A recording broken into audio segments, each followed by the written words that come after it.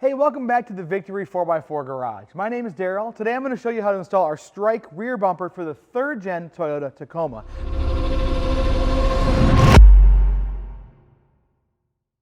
This bumper is really awesome in that it's modular. You can add our adventure carriers either at the time of this installation or later. So you can add a left, a right carrier, you can add both. And these carriers are designed to be pretty universal. You can carry a tire, you can carry tread boards, you can carry water cans, anything you can think of. Kind of a neat solution, but we're going to get this installed right now. The first thing you have to do, and we've done that a long time ago, is to remove your factory rear bumper. So I'm going to cut back to when we did that a few years ago, showing you how to remove that factory rear bumper. The only difference is where I say to leave 2 bolts in on the receiver hitch, you're going to pull those 2 bolts and you're going to pull the receiver hitch. Once you're done, you're going to have a bare frame here, no receiver hitch, no factory bumper. Then we'll get into cutting. The first thing we're going to remove is this license plate. The next thing we're going to remove is this trailer plug here and these license plate lights. We're going to do that from underneath. So on the wiring for the trailer plug, right across from this lug right here, there's a little button. You're going to push that, and that's going to pull the wiring off. And we'll get that up out of the way. And then you see the stainless steel clip right here. Go ahead and pinch that and push the trailer wiring right through. Now underneath here on these license plate lights, you'll see a tab on each side. What you want to do is push these tabs in with a long screwdriver just so they snap free of their connection point. And then you can reach in maybe at the same time while you're doing that and push it right through. Now we can disconnect the wiring on these by pushing this tab right here and pulling the wiring out on each side. The next step is to remove these little snap-in plugs, and they actually make a tool for that. This is used for these style plugs and then interior panels and that. It really makes it easy. But if all you have is a screwdriver, that will work too. So there's one here in the center, and then there's 2 underneath.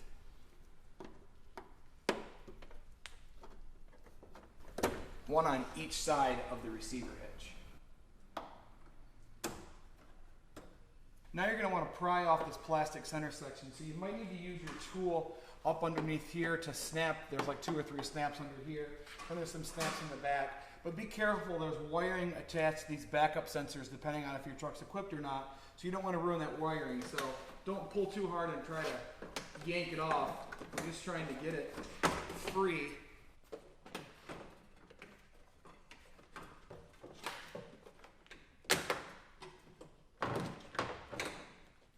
Like I said, if it's being a bear, just get this tool up underneath there.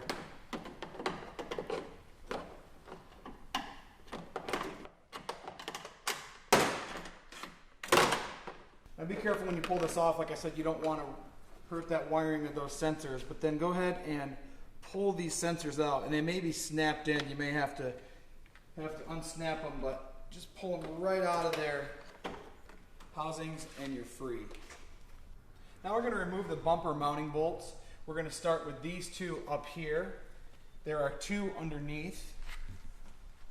There are 2 more on top of the receiver hitch in the license plate tray. There are 2 on top of this frame rail and 2 underneath this frame rail.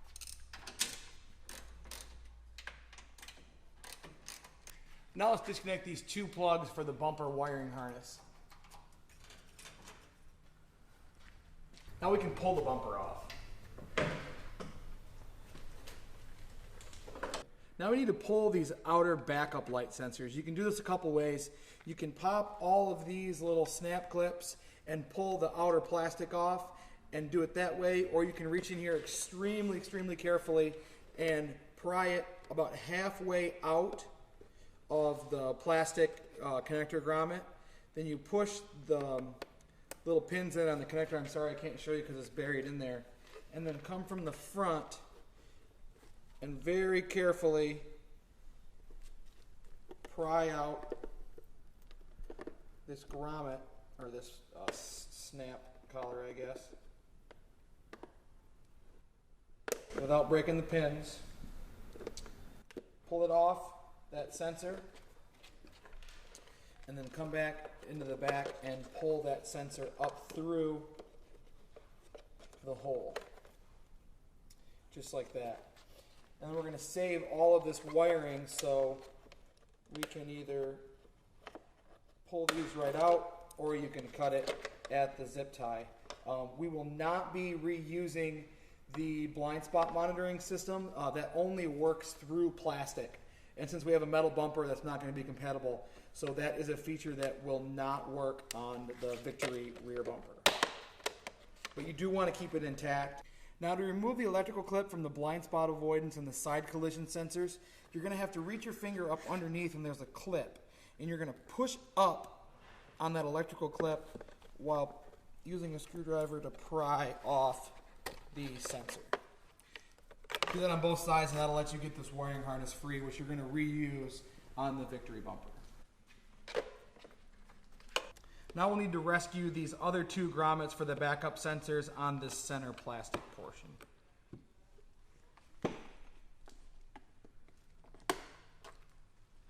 Now we're going to remove these 4 bolts on each side where the receiver attaches to the frame. Leave the back bolt tight.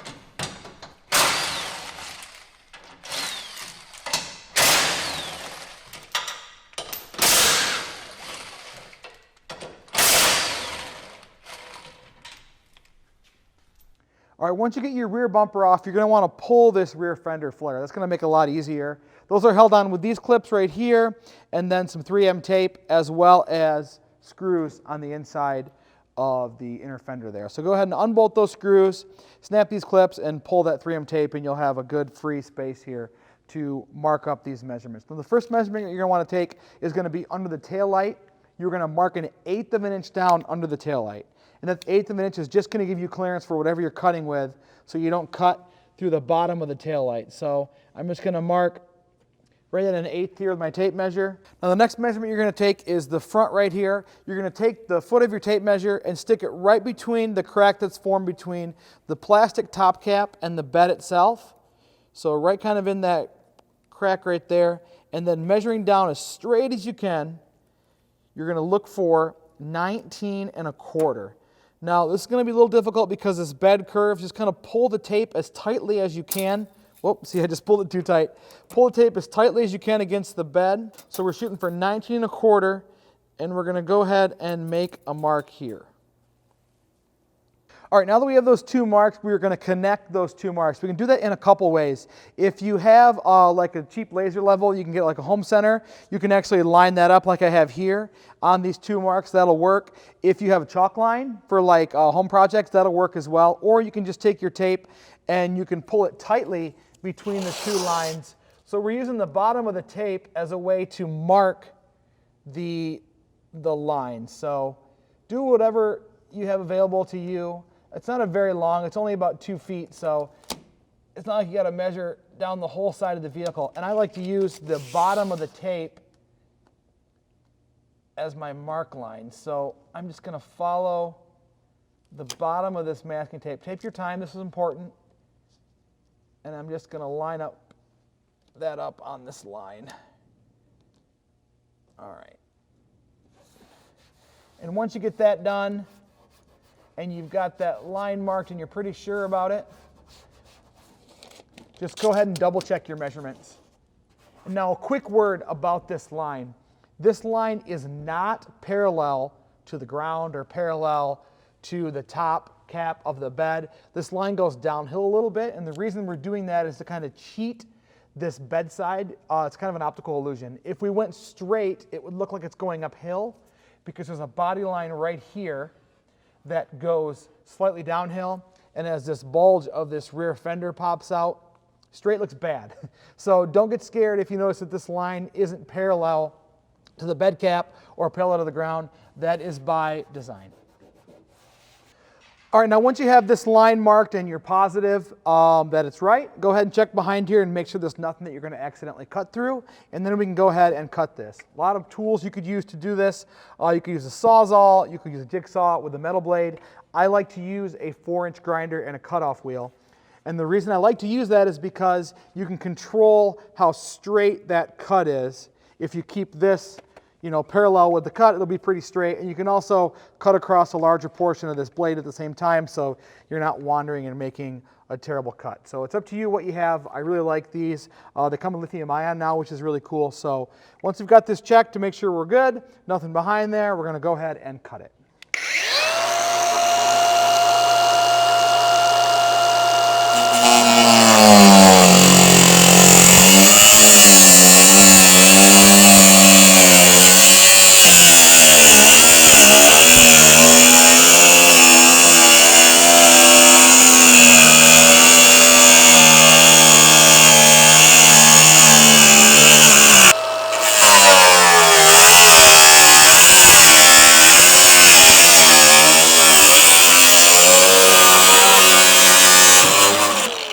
You want to make sure that you finish this cut all the way in here without getting to your light.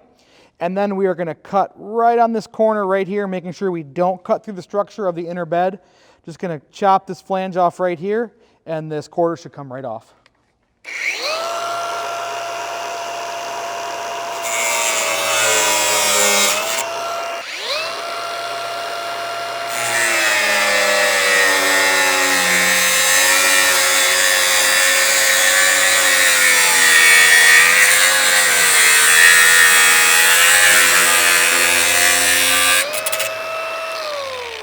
Actually, I lied a little bit about it coming right off. We have a little bit of work to do here on the inner fender.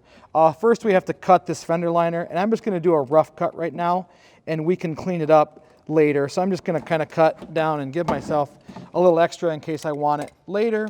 And then right up in here, there are 2 bolts we're going to remove, and you're going to do that with a 10mm socket. I've got a little zip tie here for my airline. Cut that, okay.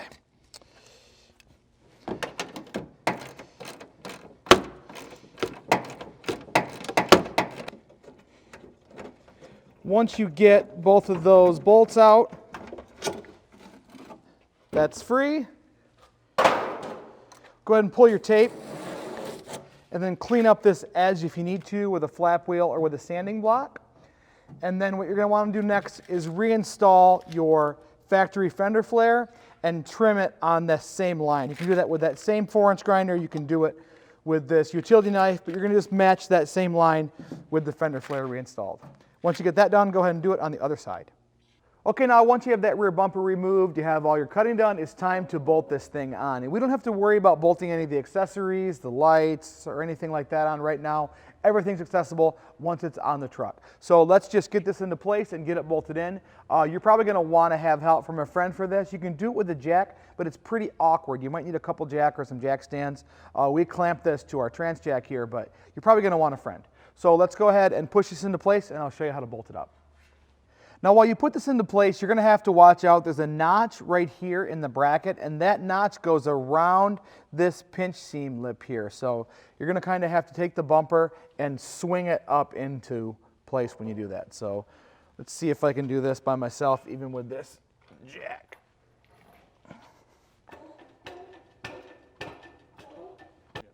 All right, so once you get this little notch around here and kind of get it into place, our apologies if it involves any swearing. Go ahead and just start a few bolts here. So you're going to loosely install 4 bolts per side right now, 2 on the bottom and 2 on the side. So sometimes if you find that a hole doesn't line up perfectly, what you can do is use the other bolts to get that to line up. For instance, this bottom bolt here, or nuts are in the frame rather, is a little too far inward right now, but if we install these uppers, we should be able to tighten it, and then we'll get access to putting a bolt in that hole. So go ahead and make sure you get all the bolts installed right here. Center the bumper up the way you like it, then we'll move on to the next step. So now we're going to install these wing braces here. There's a left and a right. You can tell because this edge right here will match the angled edge on whatever wing you're working on. So these are meant to set the width of the bumper wings and also support the bumper wings. So depending on welding and shipping, sometimes these can go in a little stiffly, but the best thing to do is to bring them in from the front here and then use these as leverage to push the wing where it needs to be or pull the wing where it needs to be when you get your bolts in. So just kind of work it in like this and then get one bolt started and you should be good. So we're going to give you button head bolts for the wing portion, 4 of these with flange nuts, 1 of these for the bottom hole, and then a larger bolt that I'll show you how to put in 1 second.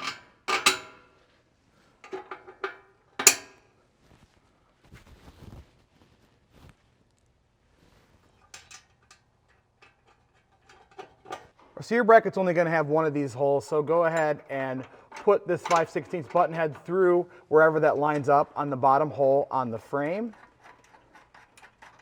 All right, so this larger bolt, we're going to take this 1/2 inch bolt that we give you, 1/2 inch washer, a larger washer to take up that space there, slide it through, and then a 1/2 inch flange nut up from the bottom.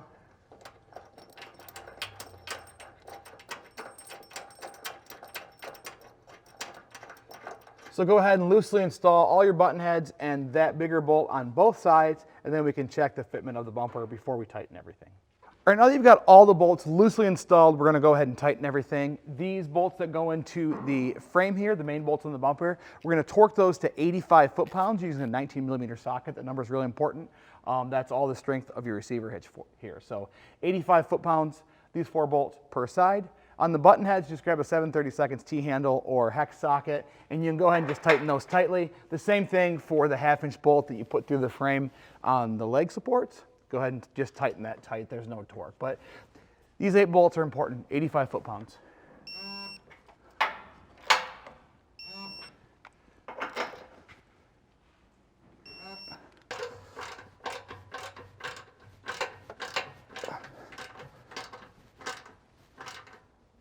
All right, now we have to deal with this mess of wiring for backup sensors if you have them, for the trailer plug, for the license plate lights. So the first thing we're going to do is we're going to take our trailer plug that we pulled out of our factory bumper, and we're just going to push it up into the spot for it here.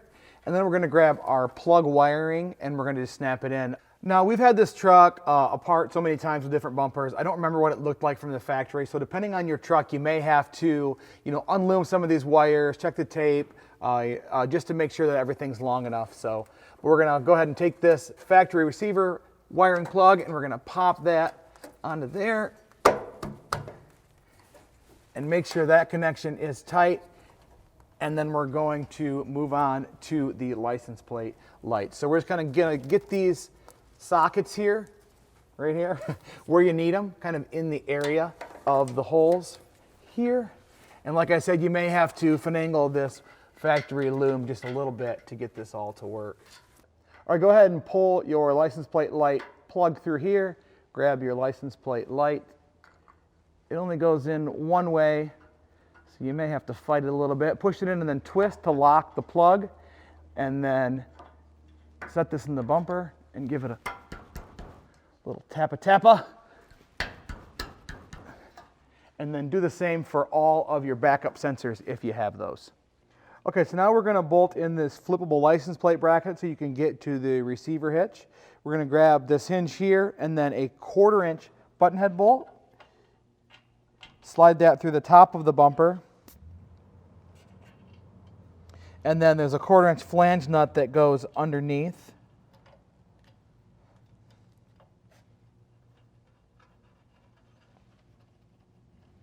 Do that on both sides. And then grab a 5/32 T-handle or socket, and you should be able to just hold those flange nuts with a little bit of pressure while you tighten these upper bolts down. If you can't, you can get a wrench on them from the back.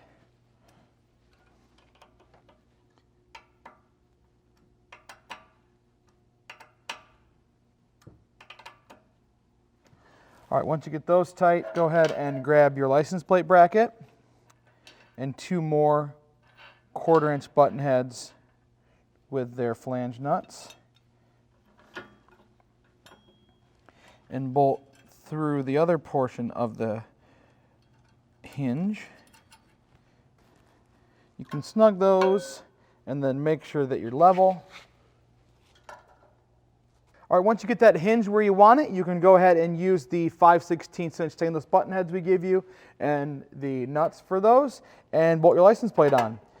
So after you get your license plate on, go ahead and check to make sure all your bolts are tight again, zip tie any wiring that you need to. And if you're installing our adventure carriers on either side, there's a separate video on those on the product pages. So a quick word on clearances. This tailgate here kind of protrudes outward, so we made a tray here for this area to kind of slot into. So if you're mounting our adventure carriers, make sure you mount these little catches low enough, and when you mount the license plate, make sure you push that down far enough so that the top of the plate doesn't hit the tailgate. You probably won't be able to fit a license plate surround or anything like that on here, so take mind of that. And then this is designed to obviously move up like this, and then depending on your hitch, like this is for our adventure trailer, if there's anything protruding above the receiver tube here, you may have to either modify that or pull the plate off entirely. On this, we can just pull the plate up a little bit there, and then the pin goes in from behind. So if this license plate doesn't give you enough height to put your receiver in, you may have to remove it totally. What you could do is mount this license plate on, they make like a receiver hitch license plate bracket, then you just pull the license plate entirely, then you have tons of room. But even with this kind of goofy hitch for our trailer, it works fine if you pull it up a little bit, and then you just want to make sure that your clearances are good on your plate and on everything when you drop that. You know, thanks for watching. Thanks for becoming part of the Victory 4x4 family. If you have any questions about this install or any install, give us a call, 269-459-8447. Email us at info@victory4x4.com. Thanks for watching.